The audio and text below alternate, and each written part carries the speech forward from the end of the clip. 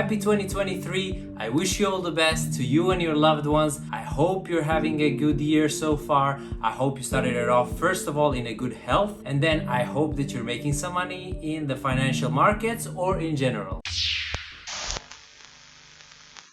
Welcome back to my channel, and starting 2023 I have decided to be new year, new me. As you can see, I'm wearing glasses. Fun fact, actually I've been always wearing glasses. However, this is what I'll be doing most probably throughout the 2023 because I'm getting blinder and blinder. So I'm not off of a good start, to be honest, but that's okay. What I wanted to say is that this year I will be doing a little bit of a different type of content. I think this will be way more fun for you guys, and probably for the guys who are not beginners, it will be way more beneficial. I will be starting off these videos by doing weekly analysis as well of the market. I will be covering both crypto market and standard traditional markets where I've been trading futures. As you know, I've been only doing NSDQ 100. However, I see that a lot of people are actually interested in crypto, and being a crypto investor myself, so I'm not a trader. I don't trade crypto, to be honest. Sometimes I do, just a little bit, that's nothing too crazy, but being an investor in crypto, I will be covering those news as well, happenings. Basically, it's going to be some kind of a weekly analysis, so to say, of a current market conditions, what's happening in the market, what's happening in the world in general, and I hope that you will enjoy it. I will still try to do some lessons because there is some things that I forgot to mention or that I want to cover, like supply and demand areas, etc, etc. So there is still lessons to be put out there. I'll see how it's gonna go. It's a new tempo for me, new template, and I have a lot of other things going on in my personal life, so let's see how it's gonna go. I'll try to put out videos every single week. Anyways, it's going to be a quality content, so I will focus to provide you as much quality as I can in order for you to be successful in the markets. So without further ado, let's get going to the PC and let's cover first of all some technical analysis, right? I will be covering NASDAQ first and then followed by Bitcoin, and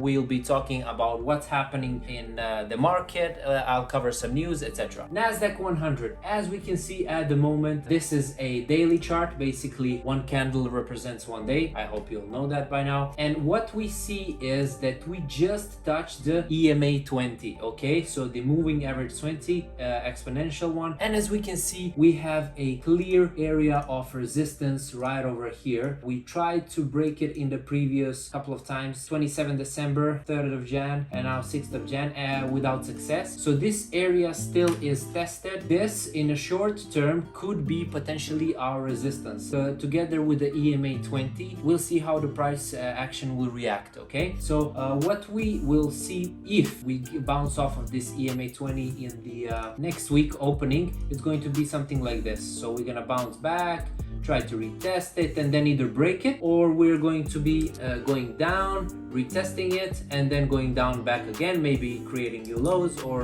whatever, something else. So let's go back and zoom out on NASDAQ and see where we are at the moment. We see that we had a bullish divergence right over here, okay? That kind of worked, right? So we did have this push to upwards, and then we still see that we are kind of bullish diverging here and also here, but this is something that I wouldn't really rely on because this isn't that clear of a bullish divergence, because it will look something like this.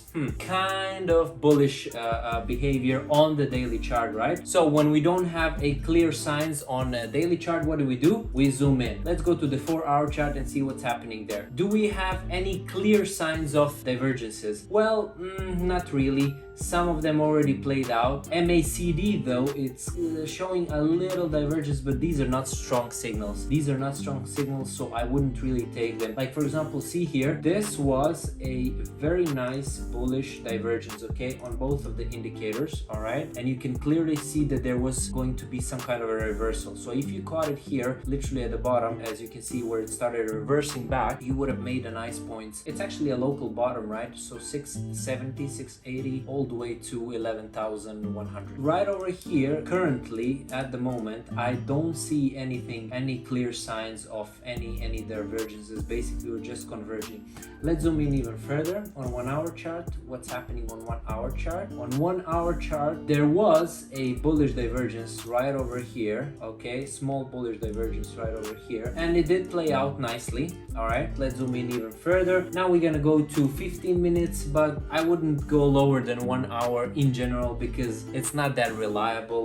On the 15 minutes, what we see here, well, nothing basically, same story. Doesn't show us any signs of any kind of divergences, nothing that reliable, nothing that crazy that we can see. What I expect for NASDAQ, let's go back on the weekly chart. Let me just see the situation on a weekly chart. On a weekly chart, we have this beautiful bullish divergence. Okay, so this is when we zoom out, and this is where we see this beautiful bullish divergence, which we did have a push right over here. See how it played out nicely. So it did have a push, and then we slow down. Okay, so now the next move, what is it going to be? So this area over here, let me just mark it. This is a demand zone. Okay, so this is a clear demand zone at the moment. So see how we're bouncing off of this area right over here. If we manage to hold this area, if we manage to hold it, that means that we're going to go higher, retest the weekly EMA 200. See right over here how we went above it, broke it. We were stopped by EMA 20. Then we were holding off, we were really holding it strong, and then finally we broke it down, went back down, and we ended up here again in this zone. We did not create new lows yet, however, that is a very big possibility that we're gonna do so. Again, both of the indicators are not showing any clear signs of divergence. So on a weekly chart as well, nothing there to see, nothing crazy. What I would expect from NASDAQ, if there is any good news, which we could expect, because I'm gonna go over the reports and what's waiting for us in the next week. If we go and have some good news next week and pump, we will be retesting these EMA 200 on a weekly chart, which is 11,500 approximately. We're going back in that area again. We're gonna retest it, and if we have some bad news, then you see this EMA 20 going and rushing to cross the EMA 200. That would be basically a bearish sign, right? So when the EMA of a lower time frame crosses EMA of a higher time frame, which is EMA 200, when that happens, that's a bearish sign. Okay, so what do we expect? Bullish scenario, going to test again 11,500, and then we'll see from there if we're gonna break it and stay above it. Or the bearish scenario is, of course, go down and create new lows, basically retest this area right over here again, and then mingle around and then go lower. So that would be some possible scenarios for the NASDAQ 100 from the technical perspective. So nothing crazy at the moment to see from the indicator side. A little bit of tilting to the upside because of these wicks over here. Now let's move on to Bitcoin. For all you crypto lovers, what's happening in Bitcoin? Okay, Bitcoin, technical side of it, as we can see, we have been ranging. This is a daily chart, by the way. We have been ranging for a while, and yeah, nothing is happening, no big moves. We had some bad news and we just kept selling off, and every single pump was just a fake out to put us back again, because as you're all aware, there's only bad news at the moment happening in the crypto market. As you can see, we're currently side ranging. It's like a flat line, literally like we're dead. But you saw what happened here. See what happened between 2017 to 2020. We flatlined, we had a little bit of a spike, but look at this boom.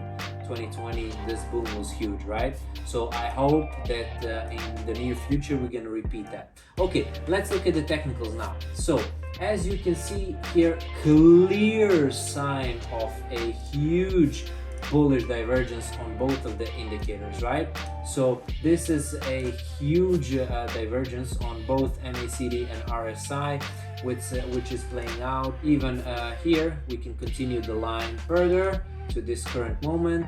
As you can see, there is clear signs of a bullish momentum expected by the indicators. Let me just zoom out on a weekly chart. It looks even nicer on a weekly chart. So yeah, there we go. So look at this. So it is a clear bullish divergence on a weekly chart for Bitcoin. Okay, somewhere over here, if, okay guys, so the indicators are not 100%, this is just pure mathematics, right? The indicators say that if we're about to pump, is that we're about to do it right over here in this area. Why? Because this is an accumulation area. Okay, so we see these divergences, and where would I buy? I would buy it here. Okay, because this is where we're accumulating. So the next big move is here.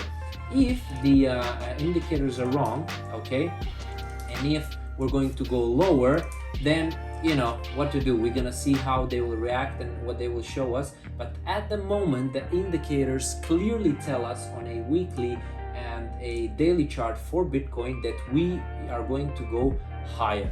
So once again, I'm gonna go to the fundamentals after this. This is just pure technical analysis, right? Pure technical analysis. So we'll see how it's gonna go. Let's see if there's anything interesting on 4 hours. On 4 hours, nothing, just clear divergence. See this peak right over here. Yeah, we're just going and continuing that bullish momentum on 4 hours. On 1 hour, is there anything happening on for short-term traders? Yeah, actually on short-term, see, like for example, on 1 hour, this looks bearish. Okay, so this right over here looks bearish on 1 hour. Basically the indicators are telling us that we're going to have a drop, which actually happened right over here. So when would be a good time to short term for day traders is now, literally in this area right over here. Okay, now the indicators are already showing you that we're going down. Okay, and if you want to short it, I would suggest you doing so right now. Of course, the first line of support is this EMA 20, then the EMA 50, then the EMA 200. What I forgot to mention, and I'm gonna go back to NASDAQ chart as well, is supply and demand zones or key market levels or whatever you want to call it. Let's use the supply and demand zones for now for Bitcoin. So clearly this has been a demand zone between 15,480 all the way to 18,700 approximately. So we're currently been bouncing off. This was a key market level right over here. You can actually mark it at 18,700. So this zone over here, if we manage to break it, if I zoom out, most probably I think we would be going somewhere into this range, which is 12,500. Okay, so 12,500 would be the next move, or first of all would be maybe around 14,000, then 12,500, something like that. So between 12,500 and 14,000 would be the next big drop if we would drop. And to be honest, I think that would be the capitulation for Bitcoin. I don't think we would go any lower than that. This is just my personal opinion. Of course, none of this can needs to be true, but this is my opinion, that we wouldn't be going lower than that if we're about to go another leg down. So somewhere around 12,000. I don't think we would go lower than that. Honestly, this is just because there's too many Bitcoin holders, and something that would trigger a big sell-off like that to go lower than that would just capitulate Bitcoin, like, I don't know, until 3,000. If we would go below this 12,000, to be honest, I think we would just capitulate so many people that it will go down to 3,000. So I do not think that that's a likely event. I guess it's good news, right? Let's go to NASDAQ, back to NASDAQ. As I've said, this is a weekly chart. Let's just go to the daily chart to see. So yeah, clearly over here, I'll mark this demand zone right over here. So as you can see, we just had this false breakout. I didn't mark it properly, but you get the picture. The buying point would be somewhere here, long term, right? Buying point somewhere between 11,000 and 10,700. So you want to buy here because it's been holding off pretty well since June, okay? And same as I've said for Bitcoin, I'm saying now for NASDAQ. Honestly, I don't think even if we go a bit lower than that, I don't even know where we could drop if we go lower than this. To be honest, the first drop should be the big drop, right? Should be at the previous highs pre-COVID, which is going to be at 9,800. And honestly, I really doubt that we're gonna go here. If the recession is bad, as everybody's saying that it's going to be, all the big bears and all the haters are saying that we're gonna have such a bad recession in front of us, yada yada, right? So if the recession is really that bad, then yes, definitely we can go back here to 9,700 or 800.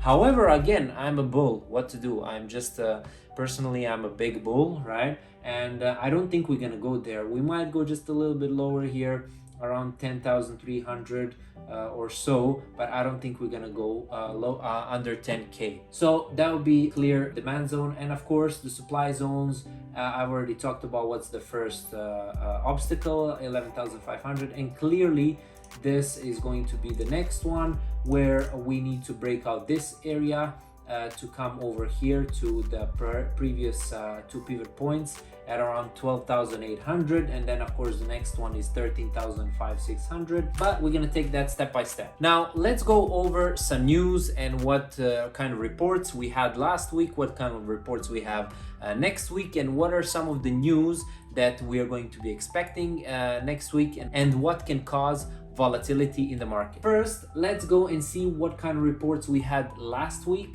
So on Monday, obviously it was a holiday, New Year's Day, the markets weren't working. Then I'm not going to be covering European markets, mostly that's another story for itself, and they do not affect the US markets as much, so I'm not going to be covering them. On Monday we only had the manufacturing PMI, which came in actual as expected. Then on Tuesday we had the ISM manufacturing PMI report, which came in slightly below the expectation. And then we had a very important jolt job openings, okay, which came higher. What does that mean?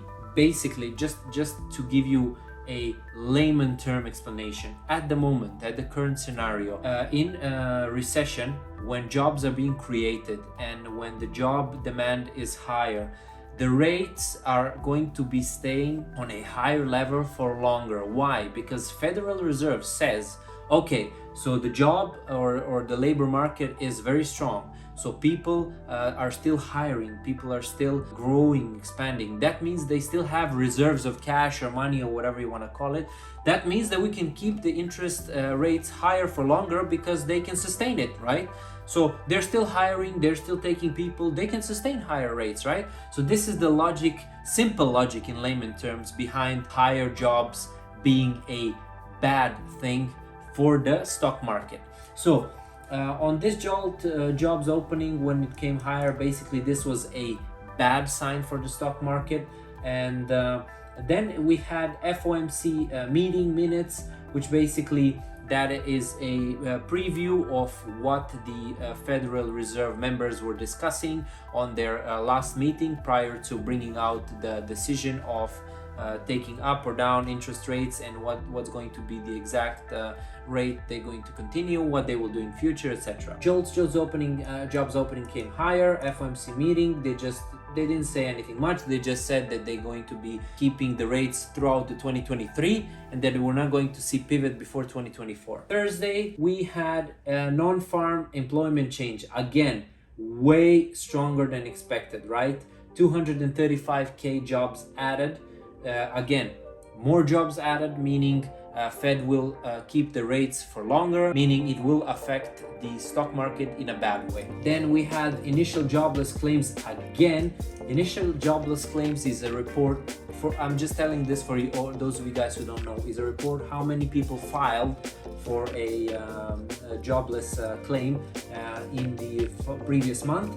So it's lower than expected, meaning less people are actually wanting or asking for a job, which means that the unemployment is low, that people are employed, right? Okay, then on Friday, we had non-farm payrolls, again came better than expected, again more jobs added. Basically, labor market super strong in the US currently. really super strong. Unemployment rate came at 3.5, meaning lower. As I've said, basically with all these jobs added, it's just logical that the unemployment rate is lower. Then we have the ISM report that came lower, that ironically is good for stocks.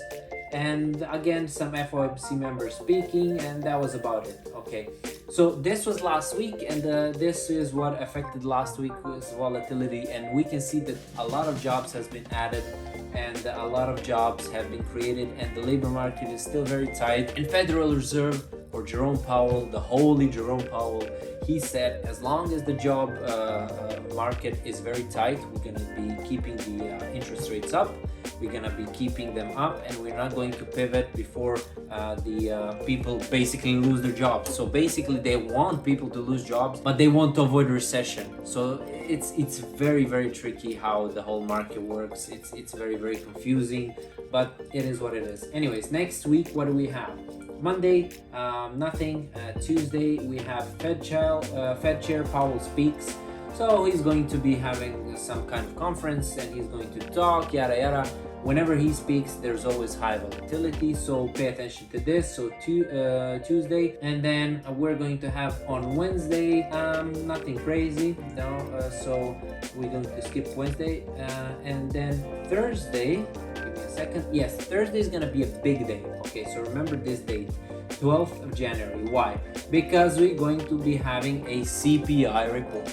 So everybody's expecting for inflation to be cooling down, because inflation was mostly high because of the energy prices, because of the fuel, gas, and electricity. So the energy prices were very high, and that's why the CPI report was wild, right? That's why the CPI report was going wild. But now we are expecting for the CPI report to continue going lower and lower. And on Thursday, if the CPI report is lower than 6.5 year on year, December last year comparing, that means that the market will rally. Okay, everybody's just waiting for this rally. Everybody's just going hard, waiting for it to happen. We've been wandering in these lows for a while, and I think both the sellers and the buyers, they're both exhausted. We're just waiting for some good news, and always when the good news come, we're gonna see a pump or a rally. Also, initial jobless claims, I believe that we might see as expected, or maybe even a higher report in December. However, it remains to be seen. So basically, the CPI report is going to be the main thing. Is the inflation cooling down? Is the inflation coming down? If yes, we're going to be rallying for a short period of time. Then the next report is on Friday. Nothing much happening. Okay, basically the logic behind it is the Federal Reserve is hiking the rates up. Okay, the rates going up equals stocks going down. Right? All the growth companies are going down because now they need to pay more money for their debts, etc., etc. As long as the job market or the labor market remains very tight, Federal Reserve will keep hiking the rates or leaving them at the same pace as they are at the moment, which is bad. Now, what everybody waits is this famous pivot when Federal Reserve goes from QT or the tightening to QE or the easing monetary policy, which means they're going to be starting to cut the rates, which will mean the next bull market. Definitely, we're going to see a start of the next bull market whenever the Fed pivots and whenever we start with quantitative easing, and when the rates start going down. But there is a catch. I don't have the graphical in front of me, but you can Google it. However, when the Fed pivoted after holding rates substantially higher for a prolonged period of time, every single time after they pivoted, market had a small rally, but the economy was already in a recession, and we always created new lows afterwards. Just think of it this way: the Fed are keeping the interest rates for a long period of time on a very high level, okay? And that's hurting the economy, that's hurting businesses, that's hurting these companies. And those companies don't crumble in a day. They don't lose money just like tomorrow, right? They lose money over an extended period of time. And then boom, all of a sudden you hear bad news piling up, companies doing bad, earnings report are starting to become worse and worse, companies are just showing that their balance sheet are gone, that their savings and their money that they were making is gone, right? That's when you have, and the Fed in the meantime already pivoted. They already says, okay, we've done our job, the inflation is down, we are moving to quantitative easing. But the companies already suffered, so the companies are already doing very bad, and now the easing part doesn't help them immediately. So what happens? We have another crash, we have another bottom, and after that you have a big rally that follows maybe even years, depends on the bull market length. But usually, I believe, in my personal opinion, this bull market is going to be big after we come out of the recession in 2023. And yes, I do see the recession in 2023 in the markets. I do believe it's going to be quite a bad one, but let's see. The Feds are hoping that we're going to have something called soft landing. Is it going to happen? I don't know. Anyways, now I've gone too far. This video is already too long. This will be kind of a weekly analysis that I'm going to be doing, and I hope you're gonna enjoy it, and I hope you like it, and I hope you learn something new.